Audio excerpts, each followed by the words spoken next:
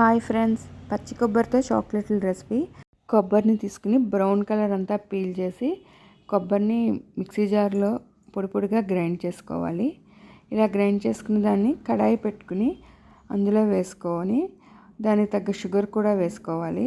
Sugar మొత్తం melt అయ్యి కొంచెం స్టిక్కీగా అయ్యే వరకు స్టవ్ మీద ఉంచుకోవాలి. స్టిక్కీగా అయ్యాక స్టవ్ ఆఫ్ చేసుకుని చల్లగా చేసుకుని ఒక టిష్యూ పేపర్ మీద కొంచెం ముద్దను తీసుకుని చాక్లెట్ల షేప్లో అరేంజ్ చేసుకోవాలి. ఇలా అరేంజ్ చేసిన చాక్లెట్స్ని 5 to 6 hours డీప్ ఫ్రిడ్జ్లో పెట్టుకుంటే గట్టిపడతాయి. ఇప్పుడు డార్క్ చాక్లెట్ని తీసుకుని అవి మెల్ట్ చేసుకుని ఈ ఫ్రిడ్జ్లో పెట్టిన చాక్లెట్ని అందులో డిప్ చేసి మరలా 5 to 6 hours డీప్ ఫ్రిడ్జ్లో పెట్టుకుంటే చాక్లెట్స్ రెడీ. వీటిని పచ్చి కొబ్బరితో కొంచెం గార్నిష్ చేసుకుంటే బయటకున్న చాక్లెట్లుగానే టేస్టీగా ఉంటాయి. రెసిపీ నచ్చితే ట్రై చేయండి. Please like, share and subscribe to my channel.